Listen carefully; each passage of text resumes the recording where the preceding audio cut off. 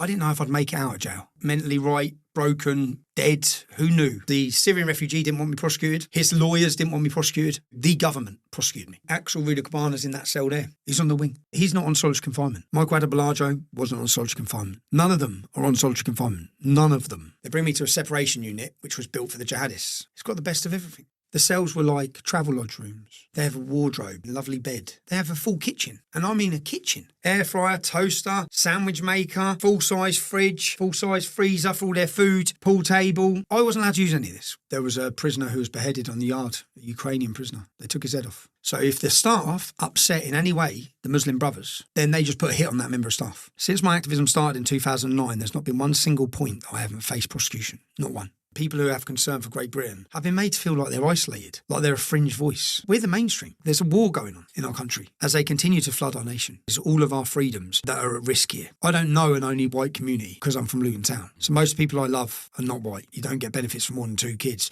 Nigel's now scrapping that. My local imam's got 14 children with 3 wives and we pay for every one of them. Labour have been in bed with these gangs. They're part of it. The UK is not a place of safety for me. We're going after Labour. That's how I'm punching back against these fuckers. I'm going to expose every one of them.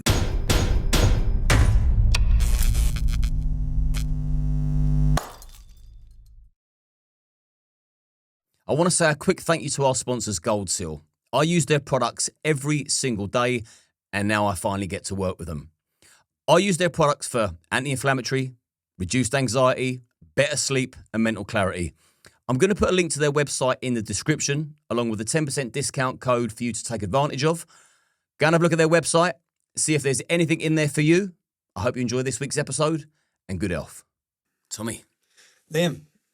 Good to see you. Good to be seen. Good to see you out of jail. Good to be out of jail. Now, I've been dying to ask you these questions since the day you handed yourself in, because the phone calls that we had while you was in jail, they was all monitored. Half the time, whoever was listening would cut the conversation off and you'd have to ring back. Sometimes you weren't allowed to ring back every time I come to visit you, which was every other week for 7 months. There was always supervision with the prison officers. Cameras there. It's more cameras, it's just like sitting here, wasn't it? Yeah, but I just felt kind of restricted. Not that there was anything to talk about that was untoward. Plus, when I come to see you in jail, my job as a friend was to put a smile on your face and leave you with a good energy. You did that. But all these questions, I now feel that I can ask, and you've agreed. And I think it's what people will want to know. So the last time we was opposite each other in a formal situation was in Spain, just before you handed yourself in. So I want to take it right back to the day you handed yourself in. What was that like, and how did it go down? You saw what I was like. I think I was crying my eyes out when in every podcast I've done before I handed myself in. I was a mess, if I'm honest, in coming to that period, that last. Do you know what it was? From when we held the United Kingdom rally to then I got arrested under terrorism legislation. I travelled abroad. The riots kicked off. The media, the government attempted to frame me for the riots. They were locking people up for swearing at police dogs, saying mean words on social media. I was aware that they were putting me as the main person for the riots, so I was concerned about that. Then they tracked down my family holiday. Then I had to leave there. So all of this going on. And that's take away from the case that I had waiting anyway. Every bit of advice from every supporter and everyone was, do not come back. Do not come back. So I thought when I was coming back, I felt like I was heading to the end of my time. I thought they were giving people crazy sentences for nothing. And it doesn't matter. And I've been through the justice system. People say, if there's no evidence, it doesn't matter. None of it matters. I've been there. It doesn't matter. So obviously I was handing myself in for the film that I'd made, which I expected 4 years in prison for, which 4 years in prison you can get your head around. On isolation, it's a graft. It may sound, I don't know how to explain it. Sitting on your own every minute of every day with your own thoughts, I think a lot. If anyone who knows how I live, you know how I live. I'm 100 miles an hour in everything. From the minute I wake up to the minute I go to bed. And that's how I keep myself going. I'm just non-stop. So to take someone who's like that and then put them in a room on their own and isolate everything, it's hard. And I know I only done 7 months of it in the end, but the last time I saw you when we was in Spain, yeah, I was scared. I was panicked. I was worried. I was scared of the effect it would have. I was scared of everything. I didn't know what I was coming back to. I didn't know how long I'd be in jail. I didn't know if I'd make it out of jail. I didn't know if I'd make it out mentally right, broken, dead. Who knew? I didn't know. So with that in mind, you could have gone on the run forever. Yeah. You could have found somewhere to stay and live, probably in the sun, but you chose to come back to hand yourself in. Why did you choose to do that? Yeah, because they had no extradition powers, because it was a civil offence. Remember, it wasn't a criminal offence. So a civil offence, they couldn't have extradited me. I chose to release the film, and I chose to come back, if I'm honest, to put them on trial. And I sit here now, it was total success. And it could have been not a success, in the sense that I know how the courts have been used against me.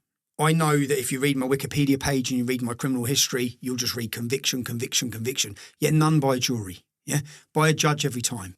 But I could talk you through each one of those cases and destroy them, yeah, if I had a jury. But I've not had a judge. So in this case, with what I'd compiled together for this film, which again, I'm still gagged now. If we talk about certain things, I'll go straight back to jail for 2 years, yeah. So I can't talk about certain things, but I knew what I had in my locker.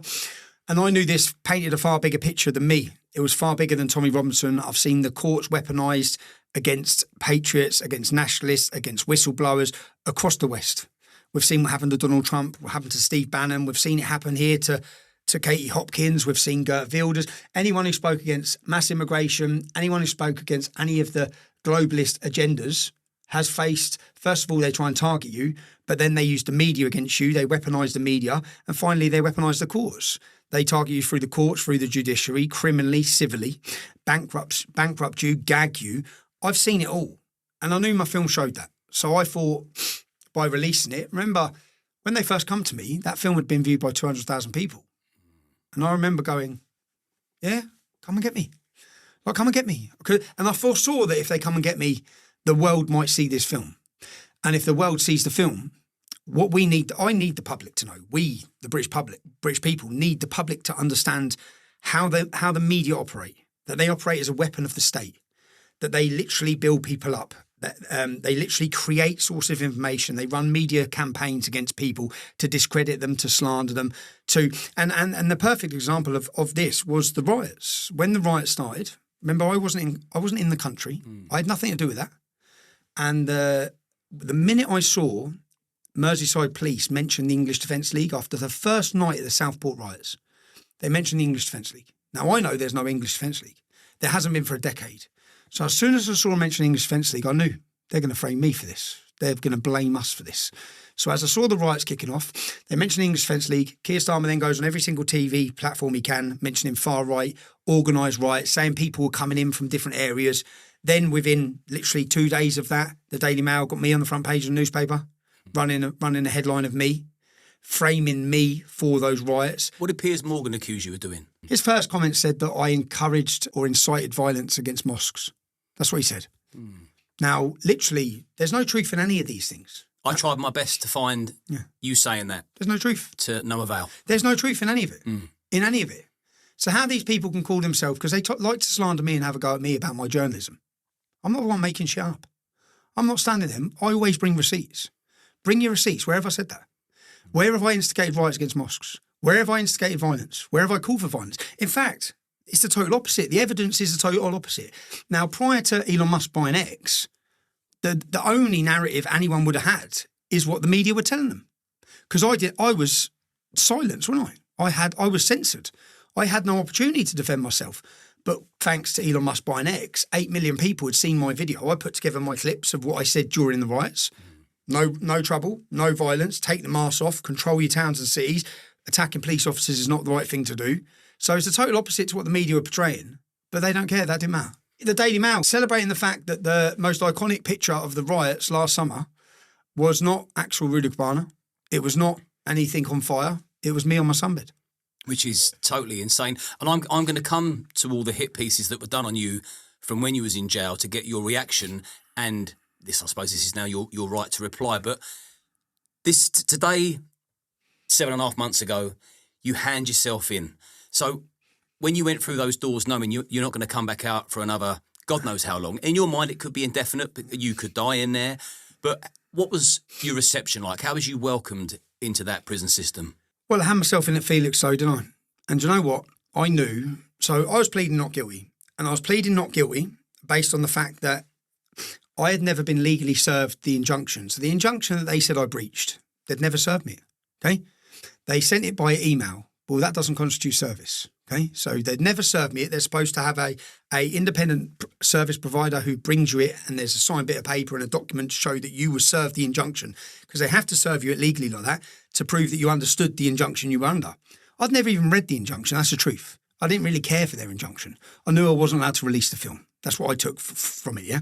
But I'd never been served it. So I was going to plead not guilty based on that, and not guilty based on the fact that the film was leaked in America. So they charged me with multiple different contempts. One of the contempts that they charged me with was releasing the film myself on July 27th. And the reason I did this, and I'll tell you the sequence of events. So the film was leaked in the United States of America 3 years ago now, yeah? I had nothing to do with it. I've got evidence that I had nothing to do with that. I pled guilty to that, yeah? One of the things I pled guilty to was releasing it in America. I had nothing to do with it. I've got the evidence I had nothing to do with it. But, so we build up ready with the best KC to fight this case. I'm in Spain with you, and I'm aware that there's a warrant out for my arrest. So I land back at Luton Airport expecting to be detained. I wasn't arrested. And I knew if you've got a warrant out, they're going to arrest you. So why have they not arrested me? So I ring my solicitor the next day and say, look, I know there's a warrant out because there's an email. So can you contact the court and tell them I want to hand myself in? And I landed back on the Monday, and I'm due to answer bail for the terrorism thing to do with my PIN code on my phone on the Friday. Now, the court, the judge in question comes back and says I don't have to hand myself in. There's no active warrant. Yeah. So I think, okay. So I carry on. Now I answer bail at 1 p.m. on the Friday. The judge activates the warrant at 11 a.m. on the Friday. So after telling us there's no warrant, after telling us I don't need to hand myself in, he activates on the Friday. Now, why is that important? Because by activating it at 11 a.m. on the Friday, it means there's no court till the Monday. I'm detained. I'm remanded. I miss our demonstration on the Saturday, which was October 26th, which was our massive rally in London. So the judge played politics. If there's a warrant out, arrest me. He held it purposely to prevent me attending the demonstration on the Saturday. So at that point, I already know, well, I've got no chance in this court because there's no jury. It's just a judge. And he's already gone against what he should be doing. He's already played politics to prevent me having my democratic right on the Saturday. So they've ended up remanding me. So then I have the KC comes to see me, and bearing in mind, I think mine was 1,500 pages of evidence against me, yeah? So you have to pay, this is one sticking point for me. So £84,000 we'd spent on that KC to fight the case. I then get detained. I'm in Felixstowe police station, and my counsel come and see me. And at that point, we had the technicality argument. We had and the fact I never put it out in America. So we had a chance to fight the case. Once I saw the judge play politics anyway, I said, there's no chance here. It's irrelevant. There is no chance here. And at the same time, say I would have gone to court and I would have won on the technicality, then the world wouldn't have seen that film. Now, I needed, and the British public need to know, we have a corrupt judiciary, okay? There's no justice system. When they put a target on you, they will use that system.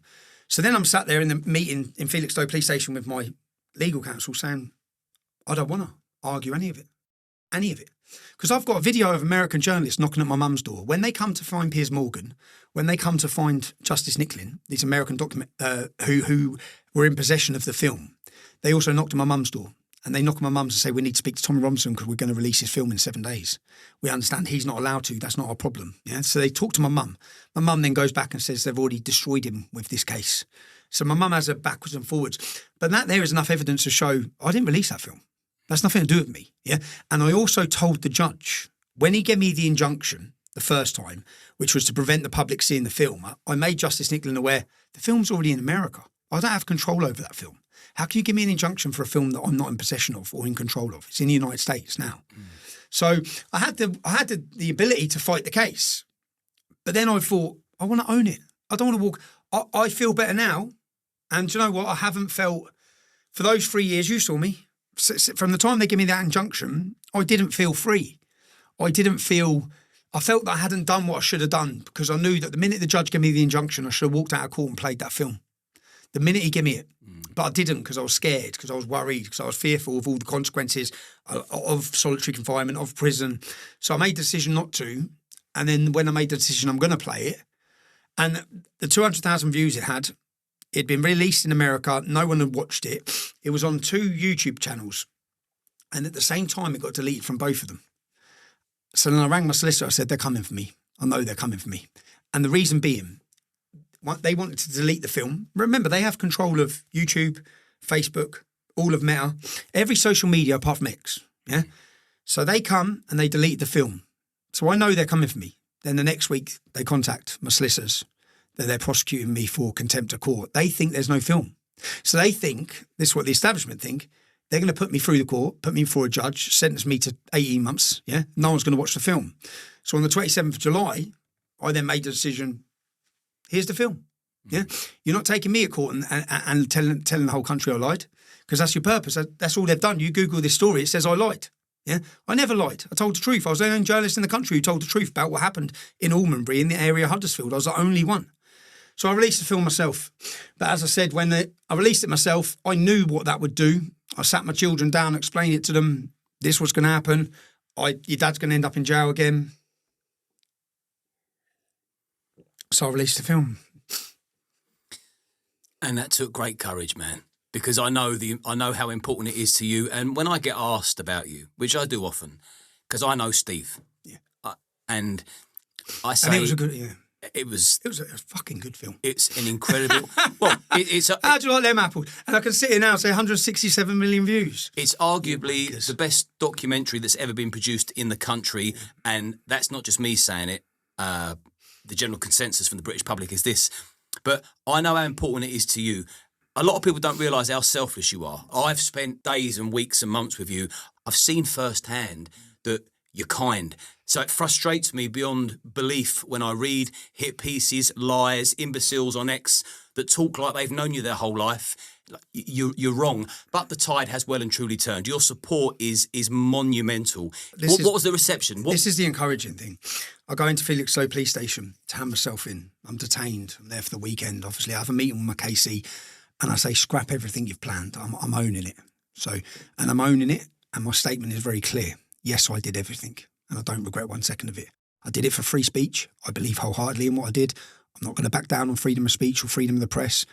Your court, and if that puts me on the wrong side of your courts, send me a jail. Yeah. So I sat there. I still had to pay. It cost £84,000. It was so, I was gut wrenched when I went to jail. I think, I could have just walked in and said that on my own. But then because she's already prepared for the case. But I'm in the police station, I'm in the cells, and our demonstration's on Saturday. I get detained on the Friday, and under my cell door from the police, under my cell door come photos. And they're printing off pictures from the demonstration. I'm reading I'm looking at these pictures, and there's thousands there. And then my door opens. Will I help the woman up? My door opens, and there's a policewoman. She's showing me her phone at 11 a.m, TikTok live. Look at that, Tommy, look at that. It was thousands. The streets were packed.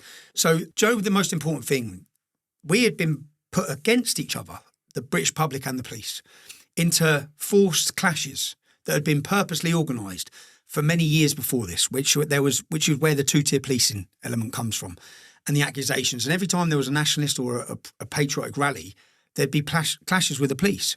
Now, we've worked hard for the last 12 months to form a new relationship with the Met Police Force and with the police officers on the ground, and we've been very successful.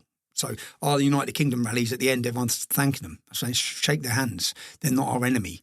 And then when I got to make my phone call at 6 o'clock, I come out to make my phone call from the police cell, and all the coppers were there. You done it. You've done it. No trouble. No trouble. They're all so happy. So I saw the support of them who were happy that we had succeeded in our event. Because when you're trying to do what we're doing, everything wants you to fail. The establishment wants you to fail. The media want you to fail. So if you can pull off hundreds of thousands of people at a time when our supporters would have been emotional and upset because I was taken and imprisoned, but we'd pre-prepared that. I'd made a video before that. So that was that weekend in Felixstowe. I'd then gone to court. I received my 18 months, which I thought, look, could have been worse. Could have been 4 years. I thought it could have been 4 years, but it couldn't. The maximum they gave me could have been 2 years. But then they even admitted in court that there was no victim because the Syrian refugee didn't want me prosecuted, so they couldn't say there was any harm done to him. His lawyers didn't want me prosecuted. I was prosecuted by the Attorney General. So the government prosecuted me. The government prosecuted me for playing a film. Now, I don't care what world we're in. I don't care about your bullshit injunctions. I don't care about them. Yeah, I'm a journalist. I made a documentary. Argue with the content. No one wants to argue with the content. I haven't heard one single journalist in the whole of the UK pick up on any of the content. No one mentions that all those teachers were paid. I proved that teacher after teacher after teacher were paid to the tune of hundreds of thousands of pounds spent from 𝐶𝐿's council funding non-disclosure agreements to keep people remaining silent. And these non-disclosure agreements are being used for everything. In hospitals, whistleblowers and anything. They just buy them, pay them.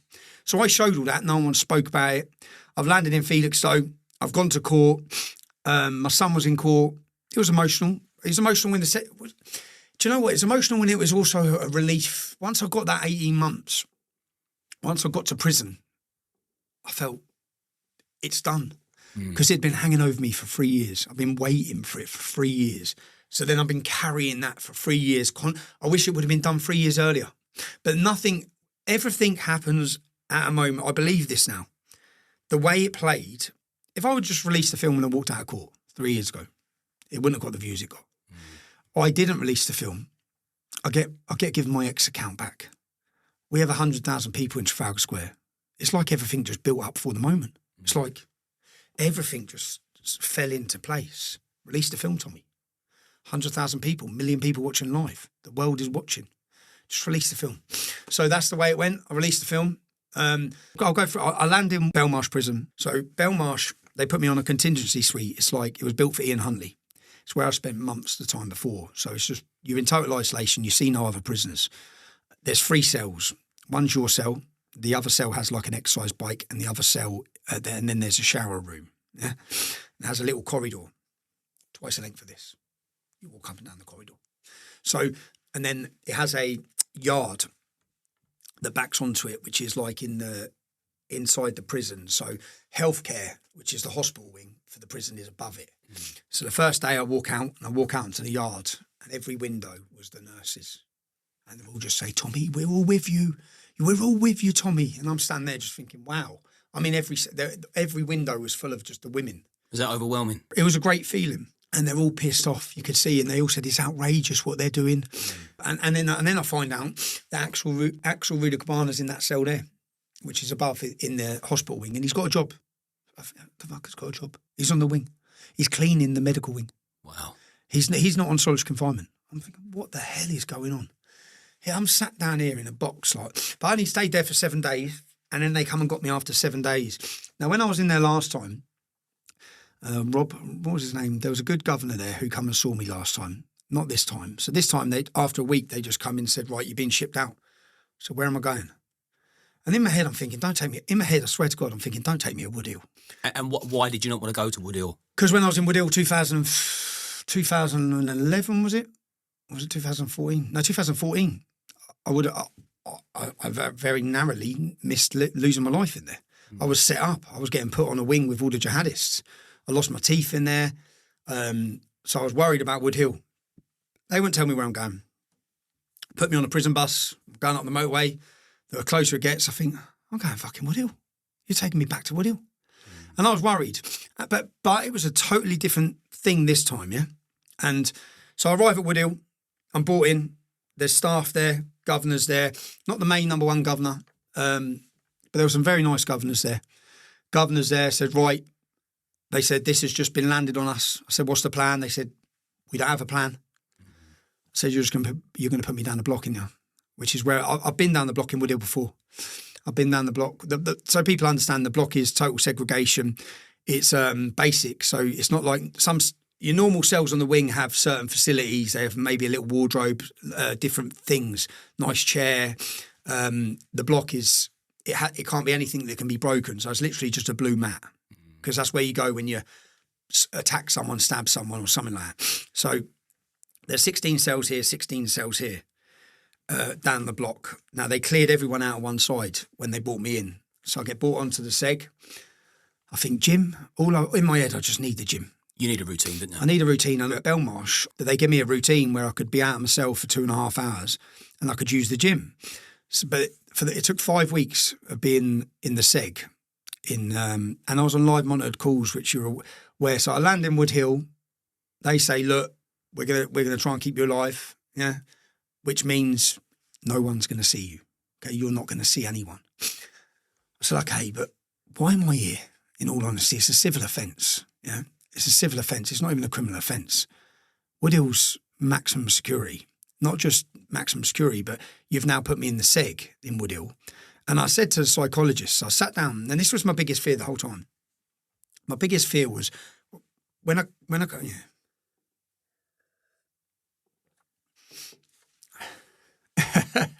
My biggest fear was when I come out of jail last time.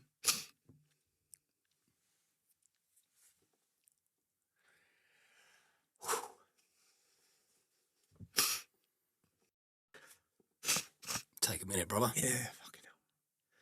I promised myself, coming out, I should slow down. And I haven't. I've come out like a fucking rocket. I've come out, I've gone whack. And I've come out purposely and done that because I didn't want to. So the last time I was in there, I come out after 3 months solitary confinement and felt an absolute mess. And it took me years to find your feet again and sort of get your brain back in balance. Yeah, get everything back in balance. Take a moment while I just remind people watching and listening that solitary confinement is actually used as a form of torture, and it's recommended any more than 14 days spent down the block in solitary, away from human beings with no natural light. It will start cooking your brain and your mental health will start deteriorating, panic, anxiety, but all the horrible mental health side effects will creep in.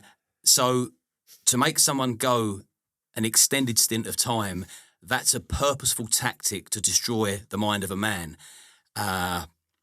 And I hope that's paid a bit of a picture and given you a bit of time to... Yeah, it's called the Mandela Rule. They're allowed to put you in isolation for 14 days. After that, they're not allowed to because of the mental health problems. But I'll talk quickly so I don't get emotional on it. So last time I come out of jail, I was fucked. And it took me years. I was an absolute mess. I was up and down. And I noticed it probably...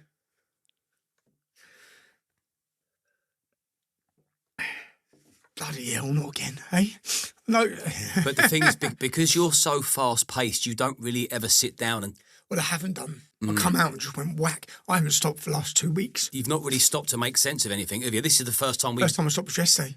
This is the first time we've had a proper sit-down call. Yeah. We can actually chat. Because I just went 100 mile an hour. I thought, I need to get this done, get that done, get that done. I need to make sure that... I felt like they've punched me for 7 months and I want to punch back. But anyway, I'm in there. And it took about 8 weeks. I'm on solitary confinement. And after about 8 weeks, I started feeling the same things. But in the first week, I spoke to a psychologist because they come and interview you. And I asked her, I said, you're the psychologist. Holding me down here for 9 months, which I thought was going to be 9 months, what's it going to do to me? Because I know what it's going to do to me. And she said, yeah, this really ain't going to be good. I said, so why are you doing it? How can you do it? How can you get away with doing it? And I went through all the different prisoners because I spoke to the staff all the time. Michael 𝐸𝐸𝐸𝐸 wasn't on solitary confinement. Yeah, none of them are on solitary confinement. None of them. The jihadists, they're all together. They're on little units together, all playing pool together, having a good time. So my biggest concern the whole time when I got in there was leaving. That was my biggest concern. I was thinking, fucking, the time sitting in there, you don't feel it. You're just sitting in a room. My concern the whole time, which I kept stressing to him, I said, is when I walk out of here. You can't hold me like, because then I was stressing, thinking, last time I remember what it was like. So then I was worrying about it all the time. Do you know what? Panicking, like little things. Like, I speak to my daughter, she's saying she's going to a party. I panic like fuck. And that's not normal. And I know it's not normal. And I'm panicking till the next time I can use the phone. And you'd wait, because I was on, and I've got the paperwork. I took the paperwork from the jihadist wing. Their phone's gone at 6 a.m. in the morning on to 11 p.m. My phone was on for half hour and then at designated times. And you're waiting all day for that phone call to check. And it may seem mad. I'm panicking and my kid's all right. What's going on out there? And I think it's the element of control. When I'm outside, I have control. All of that control's taken away from you. You wait till 6 o'clock to make your phone call. They don't turn the fucking phone on. So I'll be waiting there. And little things, I'm waiting for the phone to go on. They don't turn it on. And then I'm pressing the button and I'm ready to kill someone.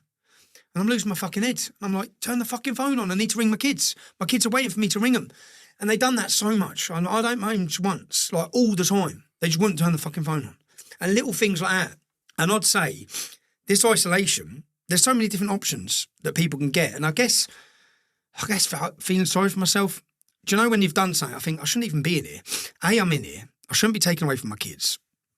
My kids were struggling a bit, or one of my children was at Christmas having a real hard time. I'm stuck in a fucking cell. Is that when you called me? That's when I called you. They cut their phone numbers off. They cut my ex-wife's number off. They cut my son's number off. They give me a disciplinary for.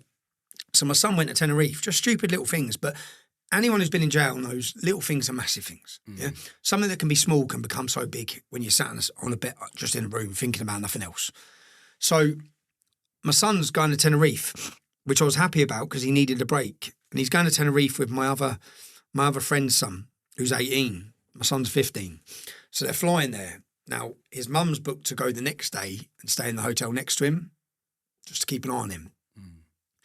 But he's gone, and then I'm ringing up and I can't get hold of him. So I ring Jenna and say, have you spoke to Spencer? Has he landed? Because I'm panicking. She said, yeah, he's landed. And I said, well, I can't get hold of him. And then my daughter's in the car. So my daughter rings my son and says, Dad's trying to get hold of you. And he says, I can't take calls. I can only take Wi-Fi. So then I say on loudspeaker, son, you need to change the settings on your phone call. Yeah, I need to know you're all right. They cut the phone off. They turned the phone off. And then they done me for a three-way call. It's like, I'm allowed to ring my son. They done me for a three-way call, give me 7-day loss of canteen. Now, canteen's important for me in there. This time, compared to the last time, I could eat better. Well, I eat better. I had £60 to spend, which was all right, on my canteen. But then they cut my food for that for 7 days.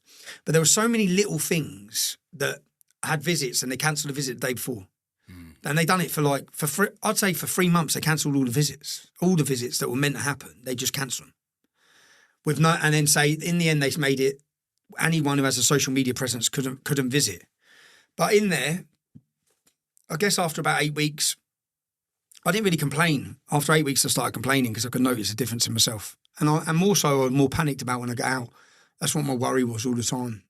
Let me ask you more about the journalist in you. Yeah. Because I know that your journalistic instinct and intuition never switches off. So you're now serving a stint in a high-security jail, but you're not just Tommy Robinson, you're in there as a journalist. So what did you learn as a journalist? What were you learning in there? I learned everything. I had the best experience, a sense of, if you were a journalist and you want to know what's going on in prison, geez, I've just had the best opportunity they could have ever given me. I think they're thick. They took me to a segregation unit, and then because I was civil prisoner, they had to let me have the morning out of my cell, time out of my cell, but still on my own. So they took me to the separation unit, which were built for the jihadists. So for the most radical terrorists in the country go on these separation units. The idea is to prevent them radicalising further people on the wing. But there's so many that every wing's being radicalised. It's insane what's going on in there. I'd see officers, my door would open at 8:30 in the morning. I'd get collected by 2 prison officers, and it'd be 2 different prison officers every day. So I never got the same staff because mine was just an overtime role. So because it weren't their full, they'd get 2 different officers, and they'd walk me from my cell over to the separation unit. Now that would be through 22 doors, and it would be all the back way. So I'd go through all these doors, and in the end, I used to quite enjoy because I thought at least I'm getting out and I'm going on this walk. They bring me to a separation unit, which was built for the jihadists. When I say you go on this wing, it's the fucking bollocks. It's got the best of everything. So I'm on this wing, but I'm on my own. So I get put outside on the yard for 30 minutes, and I walk around in circles on my own. There was a pull-up bar and a dip bar, so I used to do that every day. I'd have the same routine. I'd do that, and then they'd bring me back inside the unit, and I'd go inside the unit. But I didn't have a cell on there. There were 16 cells on this unit. Totally empty it was. Keep going on about prisons being full. I had 16 cells there. I had 16 cells there. But I'd look in the cells. The cells were like travel lodge rooms. Like they had built-in mirrors on the wall. You don't have a mirror. I don't have a mirror. I didn't have a mirror. I didn't see myself, yeah? They have a built-in mirror. They have a wardrobe, full functioning, lovely bed. They have everything. It's like, this is a fucking travel lodge. This is what the jihadists stay in. So you couldn't actually get your head around it. Then they have a full kitchen. And I mean a kitchen with a big cooker, with a air fryer, I wasn't allowed to use any of this, which again, just didn't make sense. It's like, how can't I use it? But this is what the jihadist facilities are. Air fryer, toaster, sandwich maker, full-size fridge, full-size freezer for all their food, pool table tennis, table football. Obviously, I was on my own, so I'm just putting there for 2.5 hours on my own. but there was a little makeshift gym room that was for the unit. It had a running machine, it had a bike. I'd go in there and I'd exercise for an hour, 2 hours. And then when I'm finished there, I'd get walked back. But whenever I'm getting walked anywhere by the officers, I'd grill them. I'd question them about everything.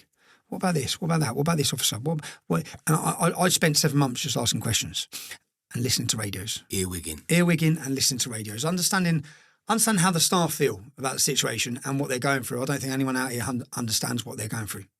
I never thought about it. You know, I think I've heard some people refer to it as the forgotten service. You know what you think? Think about the most hardened, barbaric, evil criminals in the country. Well, these men and women who are on like 30 grand a year have got to deal with them every day. That's their job. And because I'm on the segregation unit, I mean, some days you'd come out because I have to walk past the other side.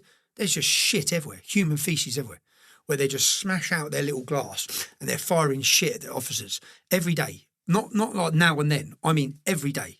Smeared all over the windows, just flooded, just every day. And then I remember in one 7-day period, I was listening. Just remember, I'm only getting transported from A to B, and I'm listening to the radios.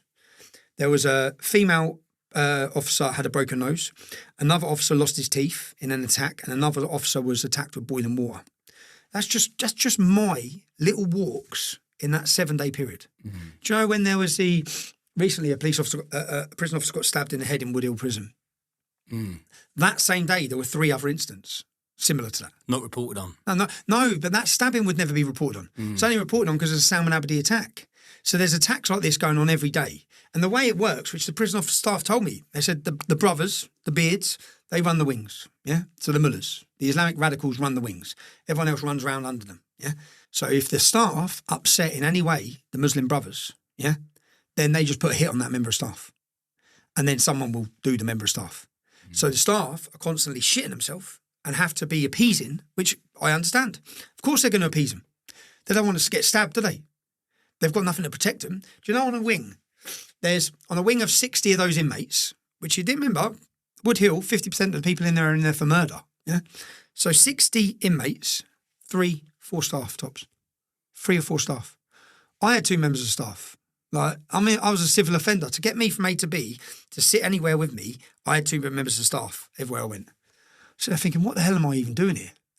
But my worry all the time was, as I said, I've got through that little emotional thing now. My worry all the time was solitary confinement. My worry was because of the effect I had last time. I remember coming out of jail. I remember how much I struggled with it. So then I thought I'm back in that position, which was partly the fear for the 3 years hanging over me of putting the film out, which at points was driving me to a point of insanity before I went to jail. Mm. So when I was in jail, I sort of felt, I'm glad I'm here. I'm glad this is going to be done. I'm glad it's over. I'm glad I'm going to walk out of here. And I'm glad that I played the film. And I feel freer because I'd had this over my head for 3 years that I'd failed in myself. I'd failed as a journalist. I had the weapon. I had the ammunition that could expose the corruption of the judiciary, and I'd sat on it for 3 bloody years. And then, but I sat on it because I knew the consequence. But then in that first week in January, I'm 8 weeks in. I'm having a fucking nightmare. In there anyway. I'm having a nightmare because I knew the plans was just continued solitary, and every 42 days. So to hold you in solitary confinement, it's not the prison. They can't do it. It has to go to Shabina Mahmood. It has to go to the prison justice minister. She has to stamp it. So every 42 days, you have to fill out a form, which goes to your comments on your solitary confinement. So every 42 days, I say, this is insane. Yeah, I played a bloody film, right? I'm a civil offender. Everyone else is getting out on HDC, home detention curfew, tags. Prisoners get 60% off. So the Labour government brought in a policy. We all know, we saw them open in the jails. They brought in a policy that criminals get 60% off their prison sentences. They wouldn't let me. Now, I know that for my sentence, it only makes a difference 2 months. But why can't I have 60% off? And then even when I was in there, I have a good friend from school who's a Muslim. He's in there. He's doing a 24, yeah? So I said, well, okay, so I'm not allowed to talk to anyone. So let me talk to him. Like, I've got a mate who's in here. Like, he wanted, in fact, it was the imam. The imam come to my cell after about the 3rd day. I'm not going to mention the lad's name, but he come and said, blah, blah, blah, sends his love. I said, is he in here? Because I was talking to him when he was in another jail. I said, is he in here? And remember, some people frame things differently. I have lots of friends who have turned to crime just because of where I'm brought up. So people say, oh, they're scumbags. I said, look, people have different friends. I mean, I'm friends from when I was children. I know the kid as a youngster. Yeah, he's gone down a different path.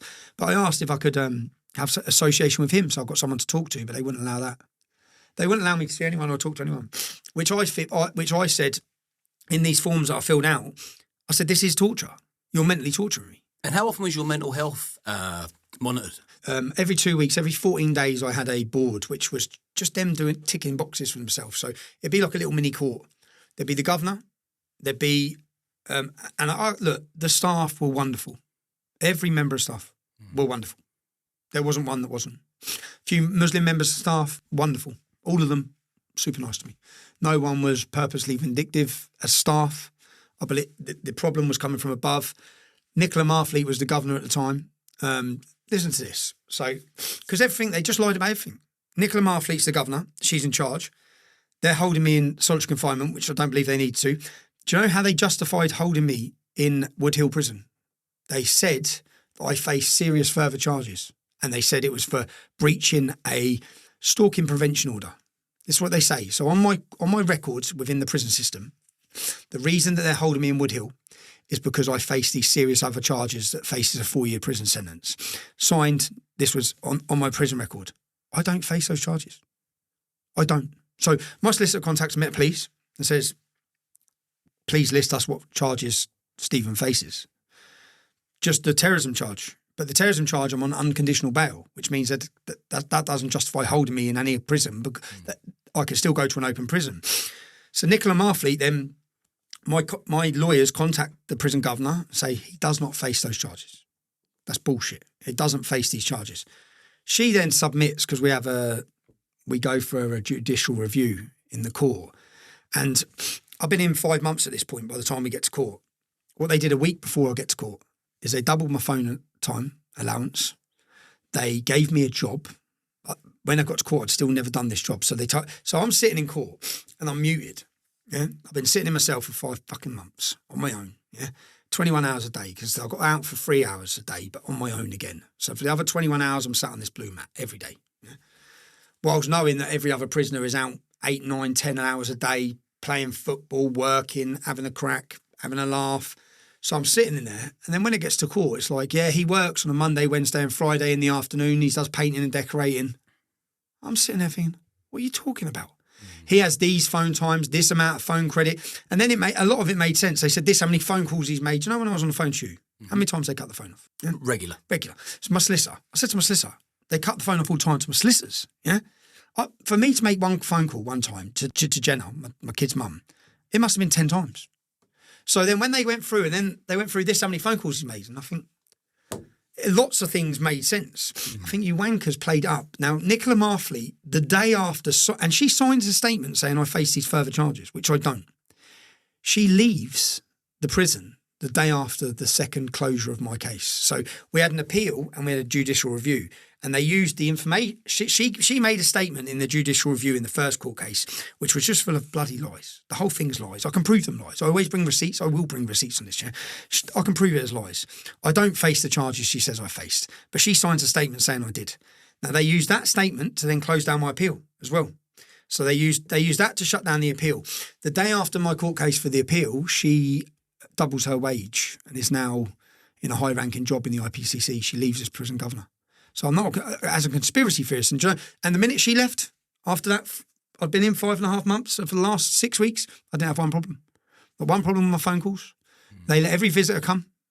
Visitors that were banned were then allowed to attend the jail. Visitors were banned. But my biggest worry, Liam, as I said, as a father and as a man, was what is this going to be like when I walk out? Which was my worry. So then coming out, then I'm thinking I need to keep a routine, but I need to come out and just be slow. That was the intention. Yeah, that was the honest intention. You don't know slow, mate. No, but I get told I'm getting released. Maybe on the Wednesday, was it? And I said the whole way through this case to the prison officers, I said, lads, they'll never let me out of here. Yeah, I didn't think they're going to let me out. I said they're going to come for more.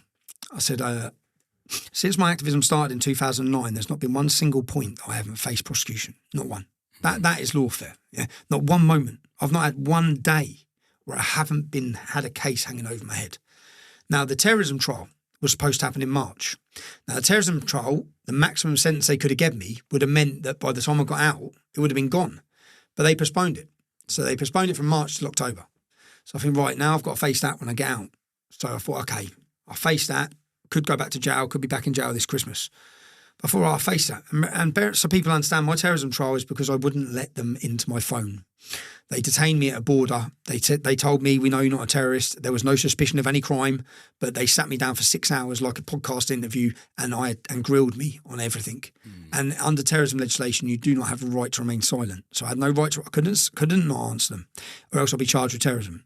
But when they wanted access to my phone, I said no, because my sources of information for my work and my journalism are in that phone. You're not allowed access to them. We shouldn't live in a police state.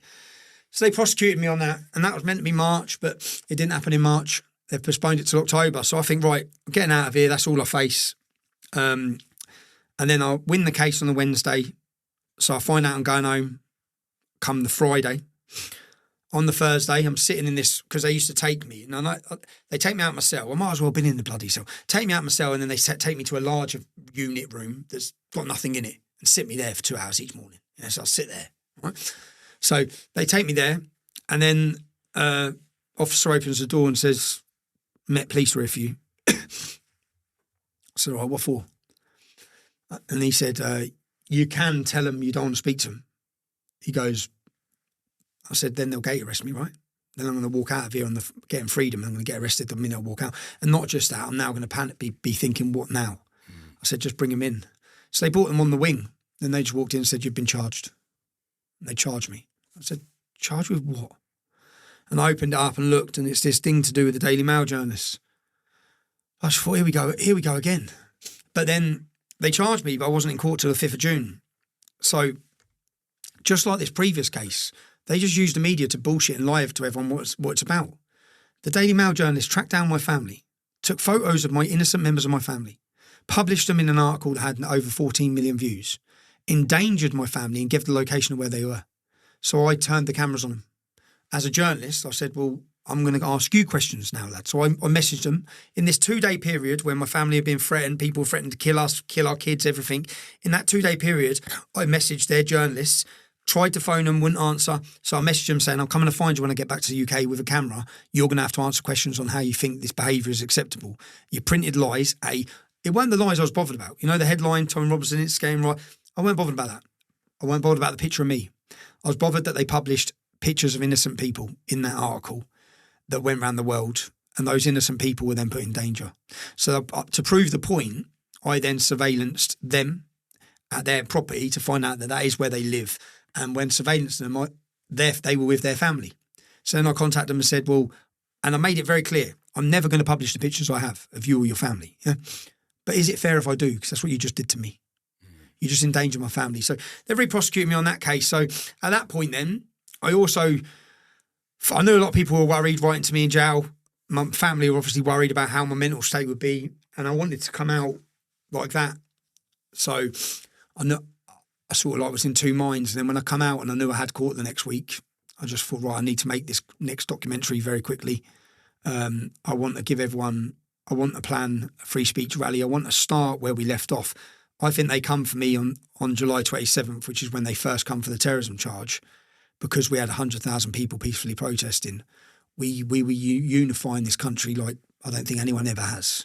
Putting that amount of people of patriotism in the capital city in a peaceful manner, in a celebrationary manner, hasn't been done. I think it would have terrified them. We were getting past their media smears and their bullshit, because now we've got social media, people are able to listen to what we were doing.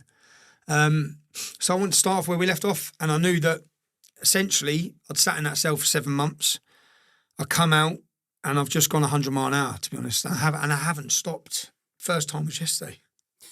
Well, let me take it back, because I really want to discuss the Unite the Kingdom. Yep. Well, to me, they're events more than rallies. They're like festivals, aren't they? Yeah, they're not protests. They're not even really demonstrations. They're like concerts. That really is a harmonious. It really is an event of unity, and I can vouch for that, because not only have I been there, you made me parachute in last minute and host 2 of them. Let me tell people how I've done that. So I'm going to jail. I'm in Spain. There's a week. Yeah. I made I knew there's only one person. Yeah. I just voice note, Liam, if I go to jail and I'm not there, you need to host. You need to compare the entire event. And then literally, okay, brother, that was it. that was it. That was it. I didn't speak to Liam again. That was it. I'm in jail. I just knew, throw him in the deep end. Liam will float. So and all the messages I got back, and I just knew you would anyway. So I didn't even have. Do you know how much of a relief that was for me? Because we've got this big event, and I know everything's planned. So I just it was one phone call, and then threw Liam in. How was it for you? Pressure. Yeah, I bet. It was massive, massive pressure. They're not, and that weren't me trying to tee you up. No, I know. I'm just glad you're out now. Yeah. And you'll be hosting the next one because it's overwhelming. Everybody wants to have a little chat with you and a piece of you, and it's like, wow, I've got 30 people I need to introduce. I need to fill the crowd, and also I'm security brain. So not only am I thinking of hosting and trying to make the crowd laugh and engage with people, I'm also thinking, where's the nearest threat? Because it's a... Well, you nailed it, man. I can see by my emails you absolutely nailed it. Well, we'll come back on to Unite the Kingdom because retrospectively, I'm glad you asked me because that's in the history books and I'm really proud of what you've put together. And I've never been part of any movement group. I'm not tribal. I fly solo and I've never, ever thought I want to be part of that until Unite the Kingdom. What feeling was it, man? Just brilliant. Now that we're on the Unite the Kingdom train, explain what is Unite the Kingdom? What inspired you to build that, and where do you expect it to go and grow? So go and grow. The first one, 30,000 outside Parliament. Next one, over 100,000. Next one, 150, 200,000. And I said the next one, 500,000. And you know the next one, like, as I said, the next one, the Petersons have just agreed to be guest speakers. We've got Polish politicians, Danish politicians, German politicians. Some famous people from America are travelling in, Australia, Canada, all over the world. There's a battle for freedom. And you know what makes me happy? The battleground is central London. The battleground is central London. And we win it by celebrating in the most peaceful manner. But what's mad is, when I went to jail, I'm sat in jail, and I wanted my team to come in, the team I work with at Urban Scoop. And they come in on a visit, and I said, right, if I get out of here on the 25th of July, because that was my release date. If I get out of here on the 25th of July, is it possible for us to make a documentary? Let me tell you what I'm going to do, episode 6, Rape of Britain. We're going after Labour. Yeah, that's how I'm punching back against these fuckers. I'm going to expose every one of them. I've got it all up here. It's already done. I've done 3 documentaries while I'm in there. I've wrote them out. I've got them all planned. So get out on the 25th of July. Just answer me. If I go gun for leather, can you produce it into a film for the 13th of September? And they're like, I won't name him, but the main editor, cameraman said, yeah, I can do that. I said, right, sounds. Okay, that's it. We're going for it. We're going for September 13th. Pick the date, send the invites, make a professional invite, send it to these people. So I'm doing it all on my visits because on my phone, I'm not allowed to ask people to do anything. I ask anyone to do anything online or anything like that, they cancel the phone. So I'm live monitored. So it's only on visits. I'm sitting there thinking, how the hell I'm glad I got out 3 months early. How would I go out on the 25th of July and in 6 weeks done that? Now, because the pressure would have been insane. I'm out now. I've gone mad for 2 weeks. I've already lined up, spoke to confirmed guests, speakers from all over the world. And I'm about to take a break, and a much needed break. After this, Liam, after I've spoke to you, I go away Sunday. Going to have at least, I don't know, I've booked for a week. I take 2 of my kids. One of my daughters is away somewhere, but just me and the kids, just to have a break because I've come out 100 miles an hour. But the importance for me is that people don't feel alone, and people who share our politics and people who have concern for Great Britain have been made to feel like they're isolated, like they're a fringe voice. We're the mainstream. And trust me on that. You know, we are the vast majority of the country, but we've been fooled and scared and smeared and slandered and silenced into not speaking freely. And that's why these events, which brings so many people together, gives people the opportunity to realise that they're part of something much bigger. And it's beautiful. And do you know why it's beautiful? Because I explained it once before. I'm going to do it this year, to Poland on November 11th. Yeah, it's unbelievable. It's Polish Independence Day. I went there in 2015, I think. And when I went there, 250,000 Poles were celebrating. Children on their shoulders, Polish flags, banners, flares. And I remember standing there like, And I'd done the video and I said, feel that, I can feel that. The hairs on the back of my neck were standing up. I said, I can feel power. That is the power of people coming together for a common cause. And I could feel it. And I went away and thought, we don't have that. And I interviewed Polish people, and they said, who had been in England, and they said, your elder generation know who they are. Your new generation, they're lost. They're totally lost. And they're right. They've lost their culture, they've lost their identity. When we had our United Kingdom event, when we stood in Trafalgar Square, we packed the whole of Trafalgar Square, well over 100,000 people, as far as your eyes could see. Yeah? The beautiful atmosphere. I felt the same feeling. I remember standing there feeling it. I remember feeling this is what I felt in Poland. It's here. It's here. It took a long time. But now that feeling of camaraderie, the brother and sisterhood, the feeling of being together, and the feeling of pride, hope, patriotism, everything, love, it was there. And I looked at it, and that has coincided at the same time, that feeling, with what I'd say is the revival of Christianity in the UK. I've seen that. It's hard to explain. It was the first demonstration in I think the mention of God turns a lot of people off. That's what I feel. In the UK, I think. Well, it does. I can tell you by the analytics, anytime I interview somebody, during the process of the interview, as soon as someone starts mentioning God, Christ, Jesus, the analytics takes a dip. People are switched off to it. Well, don't switch off to this, because when I watched, it was the Paris Olympics, and the opening ceremony was satanic. And it was a total attack on Christianity and the core beliefs of Christianity and Jesus. It was disgusting. And if someone who wasn't out to defend Christianity at every point, I watched it and just thought, that's done my head in watching that. They would not do that for Islam or Muhammad. They wouldn't mock in such a way at the opening ceremony. Why have they done that? So then we went to the first event, and I gave the microphone to Speaker's Corner Bob, because I knew he was a masculine Christian. And I wanted to counter what I'd seen. And I saw the public's reception to him. And then I saw someone holding a banner saying Christ is King, as everyone marched past. And I saw the crowds cheering. And I thought, wow. And then we had Trafalgar Square, and there must be 100,000 people chanting Christ is King. I'm thinking, something's happening here. Something big is happening here. And I think that if you look at when I look now, and I met a brilliant pastor in jail. He was fabulous. For too long, I've met Christian leaders in prison and just thought, no wonder your church is empty. Yeah, Too weak. Weak. Cowards. The Christian church, what's it known for now in the UK? What, flying rainbow flags? Give us a fucking break. Yeah? Of course no one's in your church, right? Christianity would not be here now if it wasn't weak and pathetic as many of these leaders have made it. Yeah, I believe that the church has been infiltrated. But I look at what's happening with Christianity in America. I look at some of their priests and pastors talk. But I looked at something that was happening. And the statistics now show something's happening.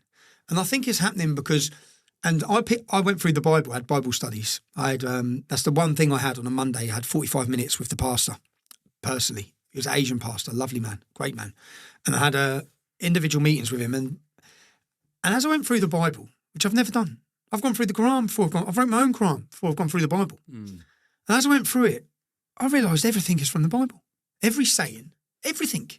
Every part of what our country has been built has come from the Bible. So to people who don't even believe in the story of Jesus or have that belief, it's that's built the culture of Great Britain. That is the reason this country has become such a beautiful nation. And when did this country start to fall? When did it decay?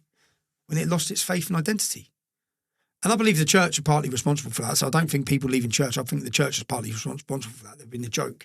But I think that something huge has been happening at our events and as a witness, and I wanted to try and tell that story. And for me, it all happened in a quick 12-month period. We went from, and we managed, remember, I led the English Defence League, so I know I've organised 60, 80, possibly 100 mass rallies.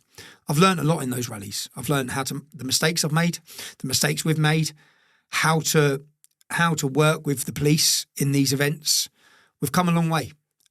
We cannot allow face coverings. I believe that just look up Special Demonstration Squad. Anyone can do this.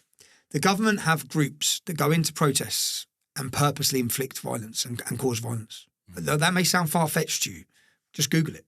Yeah, they come into a peaceful demonstration, they kick off and instigate problems, and it takes 4 or 5 men wearing a mask to kick something off with the police, and then everyone kicks off with the police, and then the media stand there waiting to take pictures, and then they portray it to the whole country, thugs and hooligans.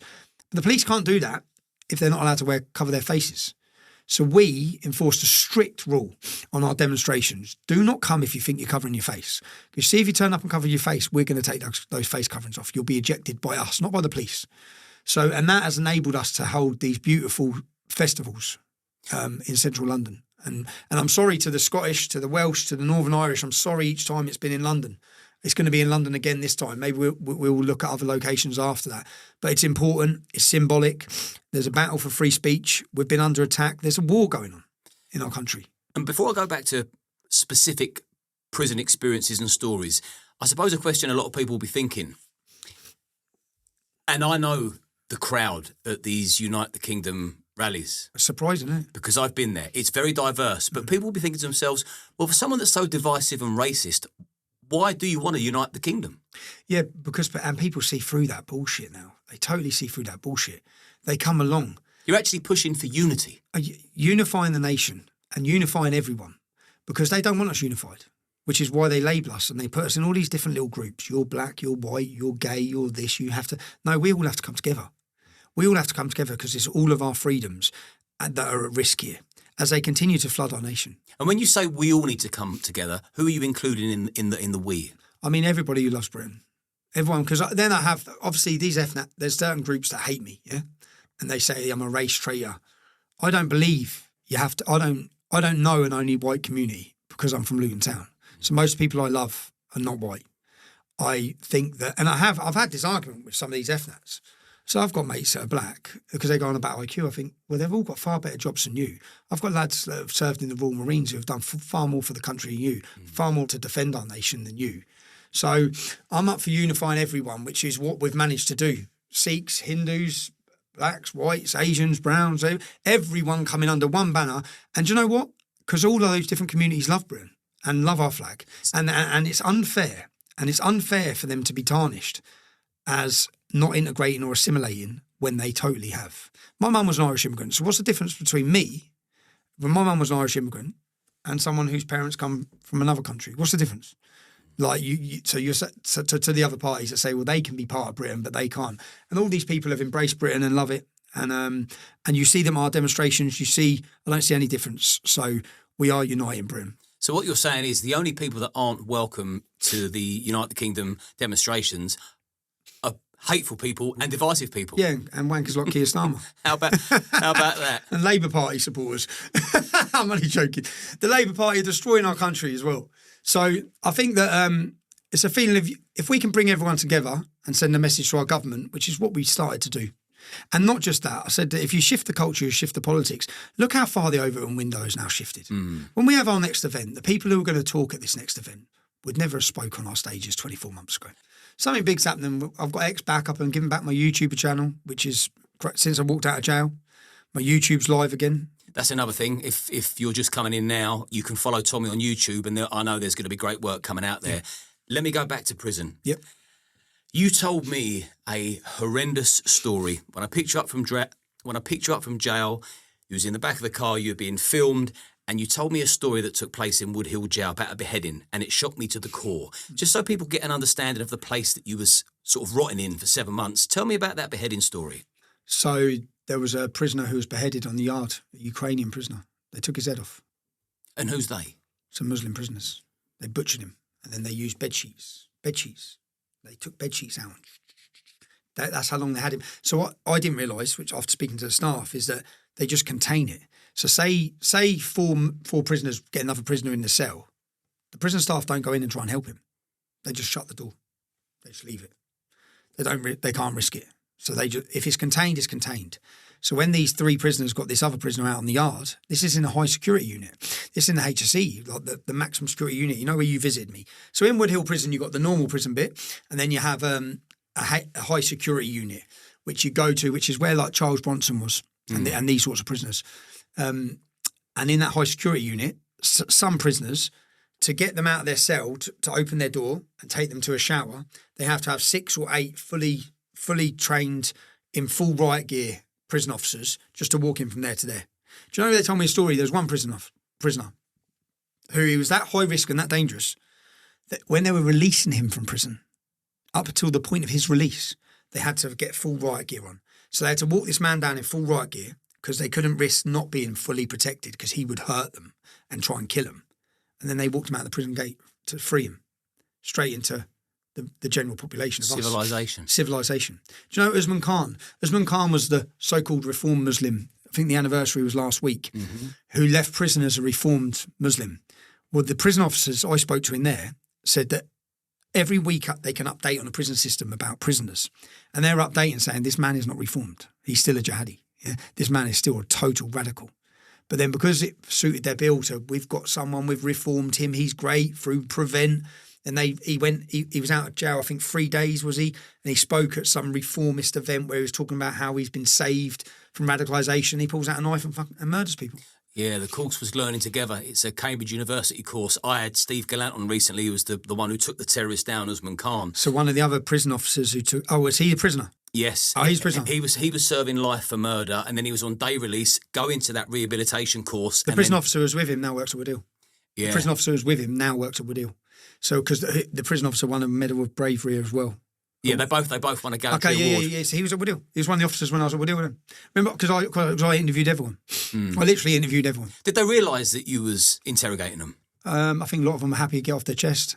A lot of them would... my door would open and they'd say, Tommy, you're going to have to tell people when you get out of here. People need to know what it's like. I would say, you know, like if you see a member of the military, I think people should shake their hands and thank them.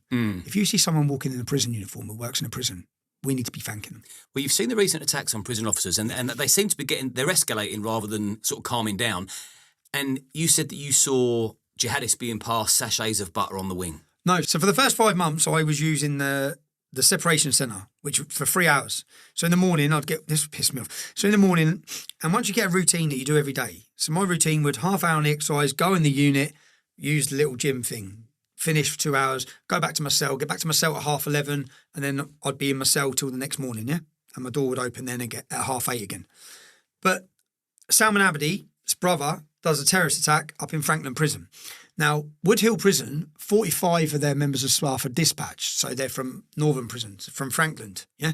They can't get the staff to run Woodhill Prison. They just can't get the staff, yeah?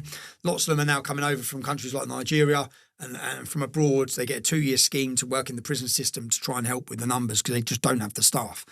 So Franklin Prison, 7 jihadists, Salman Abedi's brother, and 𝐬𝐻𝐫𝐿 was one of them. This is what I find absolutely fucking insane. I'm sat in total solitary confinement. I can't see anyone, I can't speak to anyone, I can't have anything for a civil offence. And I find out that this jihadist centre, which is the same separation centre, which has the best facilities, the cooking facilities, everything, that 7 of them are on there just having the life of Riley together. They're all out playing pool, playing table tennis, cooking. Now, Salman Abedi's brother had used the butter. So in the prison, they give you, say, 4 bits of butter every day, you know, when they give you your food. So he's using the butter. He's heated up the butter to use as a boiling thing to throw in the prison officer's face. That's how he's done the attack up in Franklin. And then he's stabbed and he's chasing, because I spoke to the staff here, I was speaking to the staff there. He's chased the female officer around the table, pool table, 7 times, stabbing her. Yeah, stabbed 3 of them. And whilst he's doing that, they're all cheering Allah Akbar, the other Muslims. Now, after this attack, they moved all of them, bar Salman Abedi's brother, to the separation centre in Woodhill. So they shipped them all out the next day. They come down in police fucking escorts. So within a day. Now, for the first 5 months, I'd been arguing because I was only eating tinned food, yeah, which I didn't complain about because I could buy enough of it. I'd tuna, mackerel, I'd buy all my tin stuff. But I kept saying to the prison, why can't I be on that wing, separation wing, which has a lovely fucking cell? Why can't I stay on the travel lodge? Yeah. What do I have to do to stay on the travel lodge? Kill a few people and shout Allah Akbar, basically. And then you get the travel lodge treatment, yeah? But I said, what do I have to do to be on the travel lodge? Why can't I use the cooking facilities? And I kept making complaints saying, if I was on there, I can cook my own food, like everyone else can cook their own food, because you can buy stuff from the canteen that you can cook. And they said there was ongoing works on there. That's what she says in court. Again, in her statement in court, there's ongoing works. It's the only reason I'm being held in segregation rather than on a location. The only reason why I'm held in the most basic shit conditions of a prison is because there's ongoing works. And I said, it's brand new. I know that's bullshit.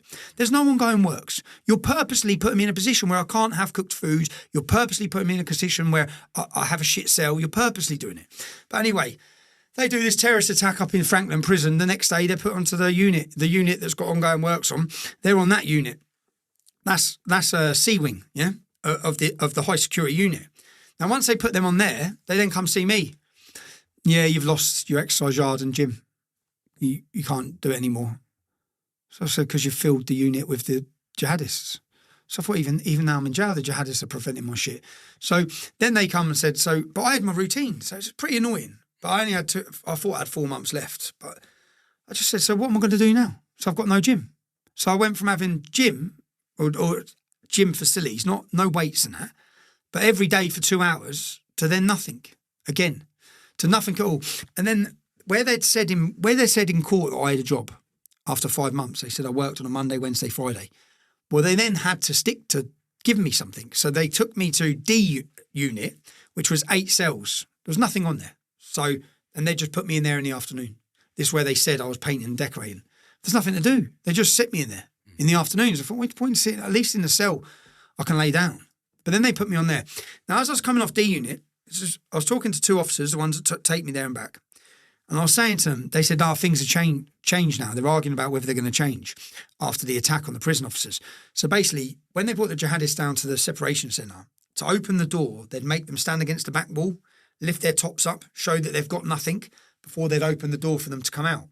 And they were only allowed out 1 at a time. Yeah, this lasted 3 weeks. So I'm coming out of D wing, and the door for C wing opens. It's Mr. Akhtar, Muslim lad, and so we come out of ours, and they come out of there. He's got a bag this big, just full of bar. So I looked and said, "Have you not learnt your fucking lesson? You're still giving them wankers bar, and that much of it." And he went, and then the other officer said, "Surely you're taking that off that wing now that they're on there." And then Mr. Akhtar went, "Oh no, there's loads already on there. There's too much on there. That's why I'm taking this." I was like, "You've learned nothing." And then what the officer explained is they have, so the jihadists, whenever where they kept them in cells on their own and they weren't letting them all be together, straight away they have human rights lawyers, just untold, starting litigation against the prison. It's continued litigation against the prison. There was a Somalian lad who, they told me so many cases. A Somalian lad from Milton Keynes, from Fishermead, and he shot another lad dead. It's local to me, so it was a big case. He then went into the prison system and he tried to they took prison officers, they were going to behead prison officers up in a northern prison. So they put him in isolation like I was in isolation. Straight away he's taken to court and he won the court case. They're not allowed to hold him in isolation. I think they were allowed to do what they wanted to me for whatever duration they wanted as well. That's what I just don't get. I think everything was stacked, and then they just lied. When we get to court, they just literally lied. The entire Nicola Marfleet's I had to sit there in court, and I held up a bit of paper if people didn't say her entire statement's lies. And it's pretty frustrating when you're sat in a room all day and then you're getting told that you've got all these different privileges. I'm thinking this is just total bullshit. Total bullshit. Well, knowing that all of it was lies and all trumped up and it's a stitch up, and anyone that's seen the documentary knows, anyone that's followed this whole debacle closely will know that it's completely unjust. So you're in there because people have lied about you, but you're also in there and you're hearing about people lying about you on the outside. So I would watch it on GB News. So when Elon Musk, for example, he retweeted your documentary, he said that Farage wasn't fit for purpose, you blew up again all over the internet, on every media outlet, on X particularly, and then Nigel Farage keeps appearing in interviews that seem to me like he was teeing up his own questions. So let's clear that up. Couple of things. First, have you ever asked to join Reform? I've never asked to join Reform. Do you know that first week of January, that was my moment because I was feeling, I guess from that point, I was floating around my cell, and I rang my son, and he's like, Dad. I was like, what? He goes, Elon Musk has pinned Free Tommy Robinson. He said he shared the film. He's told people to watch your film. And I was like, yes, it's worked, yeah? The world can see the judiciary. And why is that important? Because they keep using it as a weapon. People believe their bullshit. So at that point then, I knew it was mission accomplished. I knew then, at that moment, I thought, we've done it. Remember, that risk of playing the film, the risk of going to jail, the risk of death, whatever it could have turned out, was all a risk, and it could have been to no avail.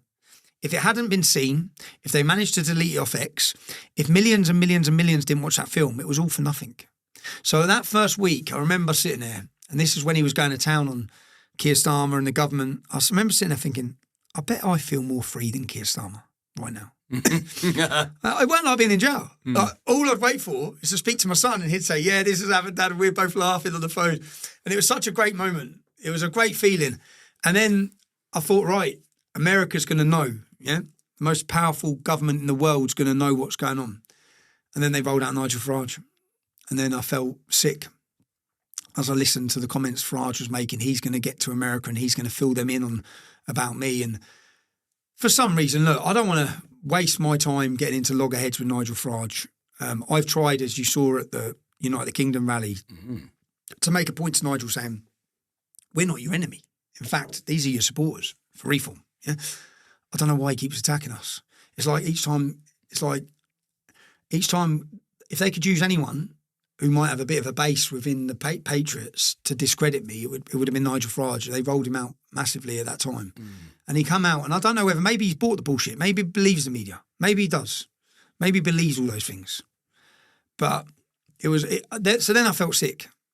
So I went from high up here to then feeling sick, thinking now he's going to ruin it and he's going to get to America for the inauguration and he's going to discredit me and attack me. And then I heard, then Elon Musk put out the statement about Farage. And remember, do you know what's frustrating for me is I don't want any of this.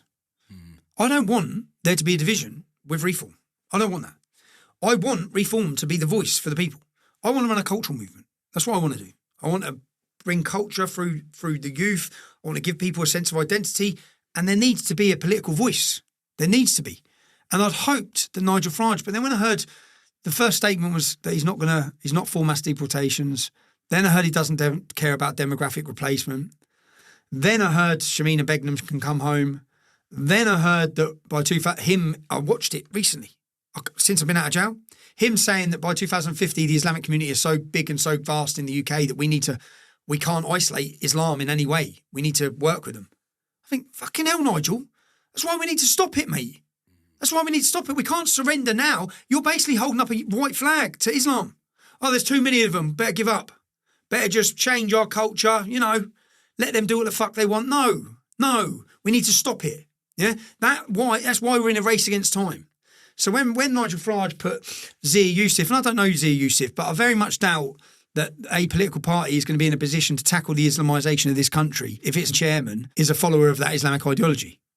I don't think, and maybe I'm being unfair here. Yeah, and again, I don't want any of this. I just wanted, but Nigel, do you know the bit that really upset me? Was a statement that was made that I have convictions for violence against women. Now, bearing in mind I'm sat in a cell, solitary confinement, and then I have to hear that my children's mother's having to make a statement because my kids are going to go to school the next day and start getting told bullshit from someone like Nigel Farage on TV who's making allegations. But prior to this, I'd watched and listened as 𝐬𝐝𝐫𝐿 said something about Reform's membership not being correct or something because they had this counter on their website about how many members they were getting. And Nigel went mad about her allegation. And she must accept what she said was wrong. And then he sits on TV and says, I've got a conviction for violence against women, which there's no truth in it all. I just think, Jesus, man. I don't get it. I think that was the final straw for a lot of people because he was insinuating that you'd asked to join Reform. I've never asked. He's not welcome in Reform. I think I didn't ask to join Reform. Why are you on the news every day talking about me joining Reform? And why are you still acting like the media matter? Why are you sitting down? When I'm looking at them, I think, what are you sitting down on Channel 4 News for? They hate you. Fuck Channel 4 News. You don't need them anymore. You've got your own show.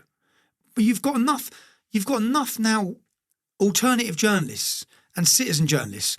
But here you are attacking the citizen journalists and sitting with the mainstream. You're never going to win them unless you're doing what they want you to, unless you're acting the way they want you to act. So you're trying to think you can win over everyone and no one's going to hate you.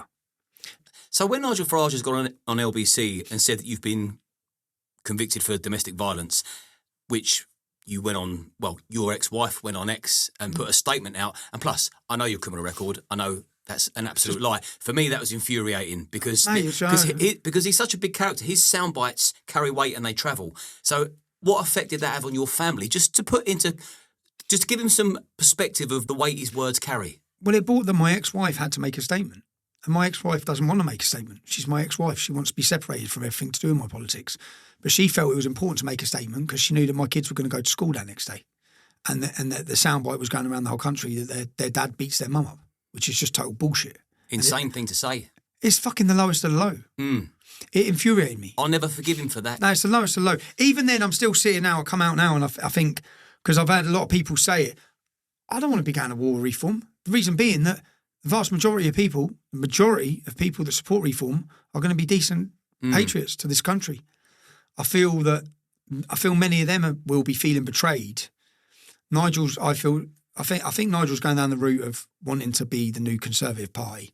And with the people who back and support the Conservative Party, that means really not give a shit about us. Also, scrapping the benefits so that they have a cap on benefits for 2 children. In my eyes, that prevents the Islamic explosion of birth rate, because my local imam's got 14 children with 3 wives and we pay for every one of them.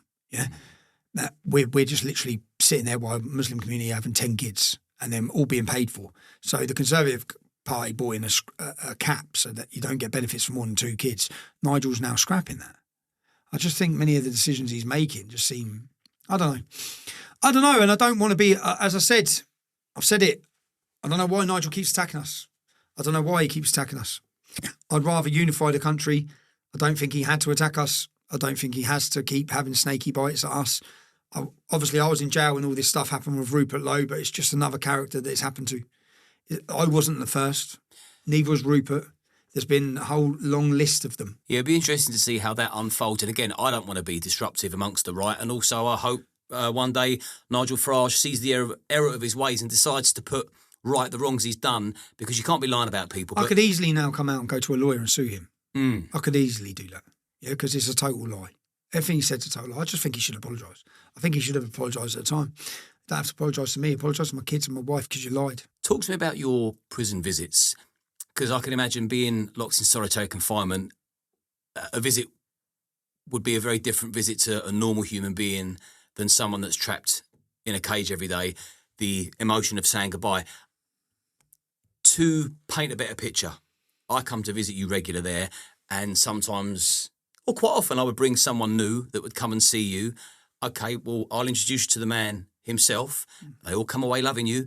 They all come away feeling very sad to say goodbye. I used to, every time I went away, I felt sad. I'd never say that to you because that wasn't my job. My cousin would feel sad. Anybody I brought, when they said goodbye, they'd feel sad. And that's us. So what were your visits like, and how did you decompress or sort of make sense of what was going on afterwards? What was going on? Exhausting, if I'm honest. The visits? Yeah, exhausting just because I guess I picked myself up for the visit. Your visits were hilarious, by the way. Even the staff found them because the staff were sitting there. So I used to look forward to anyone you come in because I knew I'd just laugh for 2 hours, hour and a half, whatever. I'd just sit and laugh. But I guess each, especially when I'm seeing my family, I wanted them to not worry. Did you put on a front when your family were there? Yeah. What about when I was there? No, just had a laugh. Just had a laugh. I wish we had the recordings of the phone calls at times. But no, just had a laugh. I guess different. Sometimes I'd have a visit. I had one visit with my kids. Jeez, man, it was a nightmare. It was because they had lots going on in the family life. You know, like every family have their own problems, don't they? Just you have problems with your kids, dramas, emotions, children, little girls, teenagers, mums, dads, problems. But when you got all that and you confine to a room and then you go back to yourself, and from me, then you go back and that's all you think about. That's all you think about. And I think a lot anyway. So that's all you think about. But then I also loved them. It was a mix. But some of them I'd say I was tired. And then now, that's what I said, I've come out of prison. And I've been, for 14 days, I've just gone 100 mile an hour. And I do feel fucked. But I need my routine, so I got up this morning, 5 o'clock, got in the gym. But I just feel like I've burnt myself out, which is what I probably knew would happen. But I felt like I had to do it. I had to come out like a rocket and get things organised, and then now get myself into a position where I could take a back seat. But on the visits, I'd go back from that visit feeling drained and exhausted. Is that because the more you're unactive, the more lethargic. And I guess you're just sitting in a room all day, innit? So I'd sit in a room for 5 days, not talk to anyone, 21 hours a day, and then bang, 2-hour visit. Is there any fun? I'd eat some shit, wouldn't I? Well, you used to eat some. I used to eat some shit. You was good at putting away crisps and chocolate. Crisps and chocolate, man. No one eats crisps and chocolate like you, brother. Yeah, man. Smashing it. It was Any fond memories from jail? Any fond memories? Seems like a bizarre question. 2015, I'd done an 18-month prison sentence in Winchester Prison. I had a great time. I had a good laugh. I made some good mates. I've made good friends wherever I've gone. But then isolation's a whole different thing. It's a whole different thing, man. So let's go back now to let's talk about the release. Yeah. You getting out of jail, and you got out of jail early. How did you manage to get out of jail early? So, the Attorney General, when I went to the last court appearance, which was for the appeal, Section 17, they wrote that I'm live committing contempt. Now, obviously, everyone knows I released a film. And at the time, when I went to court, the judge said, if you remove the film, I'll release your sentence. I'll reduce your sentence. And I said, no, I'm not removing the film. I will not remove that film. That's why I'm here, because I don't think you should be censoring speech. So they send me to jail. So I think, well, I've been given the option to remove the film. So when I get out of jail, the film can remain there. But then they made this Section 17 where they said that I'm live committing contempt and could be prosecuted. So then I was concerned by that, and my solicitor warned me by it, but then I got someone to take that statement, the verdict, and put it in grok and ask what would happen if I was released from prison. It says you'll be re-prosecuted straight away for contempt, if this is what they're saying. And this was the 3 most senior judges in the country. So I think they put that in there to say that you were warned. So then I get my lawyers to contact the Attorney General to say, will I face prosecution if the film still remains there? And the Attorney General says, yes, we intend to prosecute him. So he's been warned, the film needs to go. So I think then I've got Keir Starmer sat in the Oval Office chatting shit about free speech to Donald Trump and J.D. Vance. Yet here they are telling me I'm going to face an indefinite prison sentence for the same film. So if I didn't remove the film, I'd have walked out and been arrested straight away, 2 years, straight away. So then I thought, now I'm in a situation where, what have I gained from the film? 167 million views. How much more is there to gain? If I sit in prison for another 2 years, what do we gain? Does it bring any more awareness? Probably not. Does it have any more effect? Probably not. And then at that point, my team, who were in control of social media, because I wasn't allowed to talk to them, they'd cut all their numbers. So then I got wind because my son read me the statement saying that they're making a decision they're going to remove the film.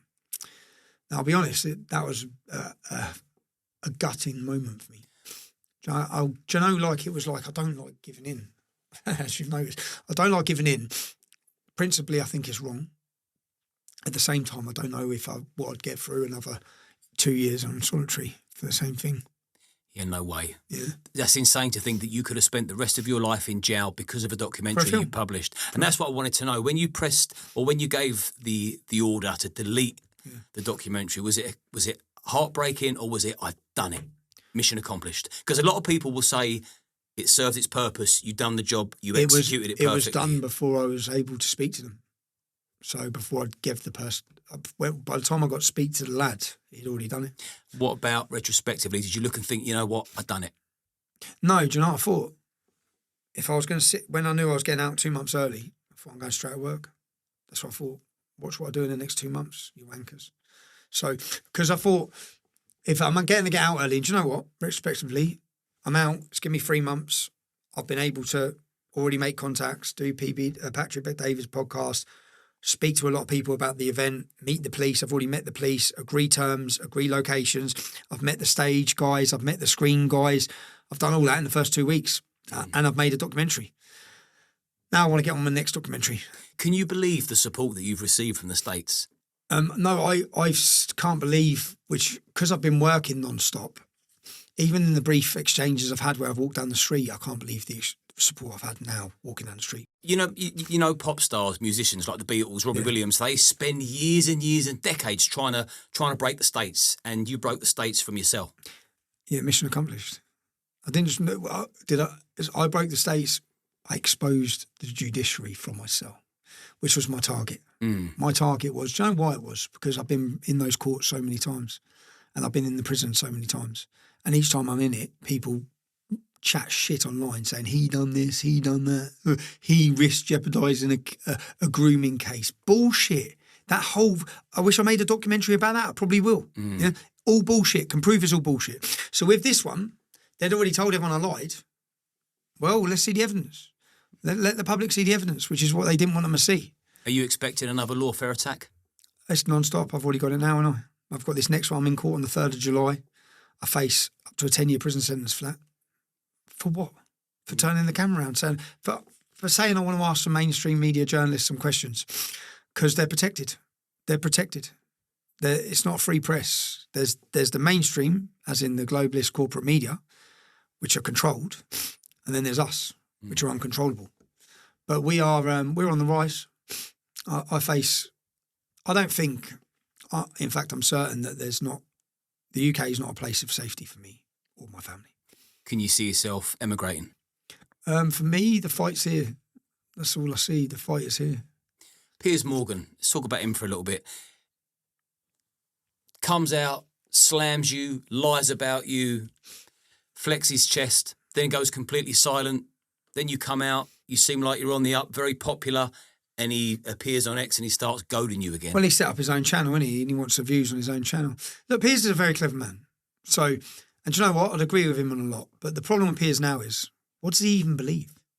Does anyone even know? Does he even know? At least when I talk, people know that's what I believe. That's where I stand. I don't change where I stand. Yeah, I never have. Piers is pro-Israel, then it's called to be against Israel. What gets more likes, what gets more clicks, that's what Piers says, basically. So Piers, when I went on his first show, Good Morning Britain, was it? That was the most watched episode of that show ever. Piers knew what he was doing. Yeah, he knew what he was doing. Very clever. So I'd like to, I am going to, I know he's trying to give me some time frame. I said, I've just come out of jail. I'm putting it simply, I'm not well from that. We're going to wrap this up soon. I look forward to talking to Piers Morgan, as long as he actually lets me talk. What I've said is, I've had deadlines. I've come out. I've had to get what I've done in the last 2 weeks. I've got it done. I now have to have some time with my family to relax. I can't work out what he's going to debate you on. There is no debate. No, because it seems like he wants to talk about the film that had just gone out. Well, I'll go straight to jail, Piers. You know that. I'll go straight to jail. I can't get on there and defend my point on that film because I'll go straight to prison. But I think there's a lot that me and Piers can talk about. And I think that what I don't like to do, which is when I went on there last time, when I went on with Piers Morgan, he seemed to make it about my personal character. Now, I could have attacked Piers' personal character. That's not what the public want to hear at the time. We've got what, 2, 3 minute, 4 minute slot on national TV. Well, I went on there to get my points across that the public need listening to. Islam, the Quran, terrorism, jihad. We need to talk about this, not talk about me and you. You know what I mean? But now, so it's his own channel. I'm happy to have the clash, Piers. Yeah, it's not clash you're going to win. It's just not clash he's going to win. So, and he goes in on me a lot about my criminal convictions. Even like when Nigel Farage is going on about me being a criminal. I think, Nigel, one of your MPs volleyed a woman in the head, his missus, and went to jail for it. You're supporting his best mate, who he's always with, was laundering money for the cartels, went to jail in America. That's Nigel's best mate, he's always with him. Yeah? I look through the other bloke he was having stand that has got a massive list of criminal record far worse than mine. So I just don't get it. And Piers Morgan does the same. Piers, you're obviously not from the same place I'm from, not from the same background I'm from. You're from a privileged lifestyle, as are your children. They've lived a totally privileged lifestyle. But I do think that he's got his own large platform now. A lot of people will message me saying, don't do it. Don't give him the airtime. It's not about giving him the airtime. It's about giving our cause the airtime. It's about discussing and debating the topics of conversation that we want raised, which is the most important point. That doesn't matter if Piers is going to try and make me look like an idiot in the process. Well, 2 more things. But what I will say about the whole Piers Morgan thing is, now, you and me sitting here, very calm, as really good friends.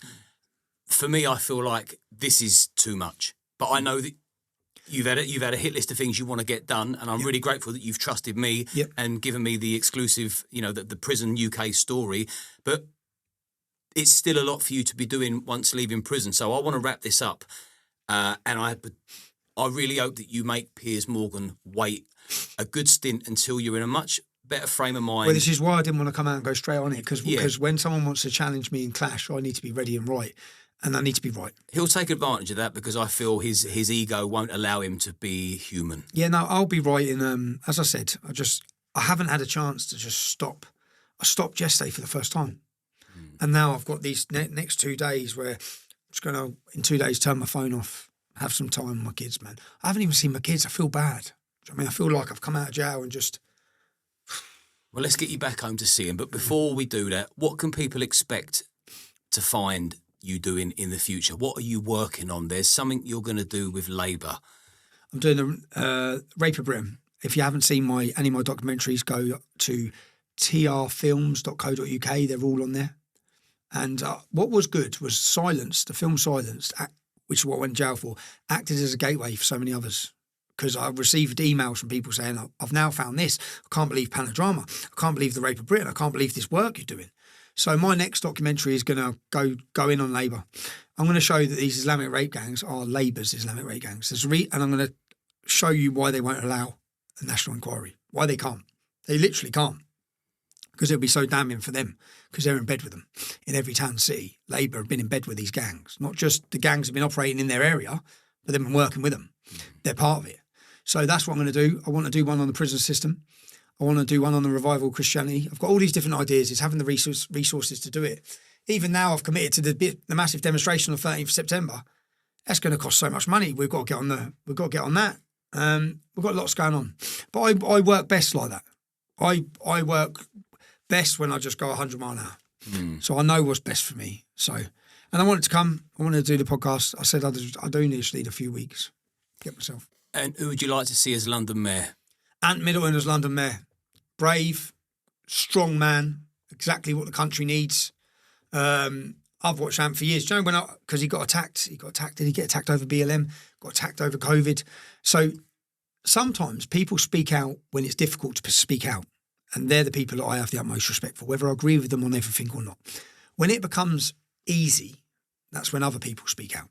So once the open window shifted, so I saw Ant Middleton speak out on certain issues at certain times when it wasn't easy to do so. And he didn't really back down or care. And at those times when you're speaking about these things, you do risk everything. So I think London needs a strong mayor. Ant Middleton's a strong man. And the British youth need strong men to look up to. Who better than Ant Middleton? Any final thank yous or anything you want to finish up on without me steering it? Yeah, thank you to every single person. Do you know who emailed me? Because that's what got me through my days. Emails and letters. I had some beautiful. There's some of the beautiful moments. Do you know, it was hard. It was hard when I've got sacks and sacks. I had 25 sacks. I think I got 20,000 birthday cards. I read them all. But I had some beautiful messages of support. Lovely. So a thank you to everyone who took the time to write to me. A thank you to everyone who supported my work. You know, Urban Scoop coming out, knowing the team are still there. Because I know they struggled when I went to jail as well. I guess I'm the main focus for them. So they struggled with everything. But knowing the team is still there, we've just been out, we're working together, we've got lots of plans. I'm incredibly grateful. And to everyone who supported me. Do you know how many people spoke up? Just every person that spoke up in my defence when I was in jail. I listened to the videos. My son would play me the recordings from some of the Americans. You know, people I looked up to my whole life. People I've looked up to for years. Politicians I've looked up to for years. And to hear them talking my name and yeah, it was a great feeling. There were some great feelings, but just everyone who has supported me and continues to support me, and obviously my family.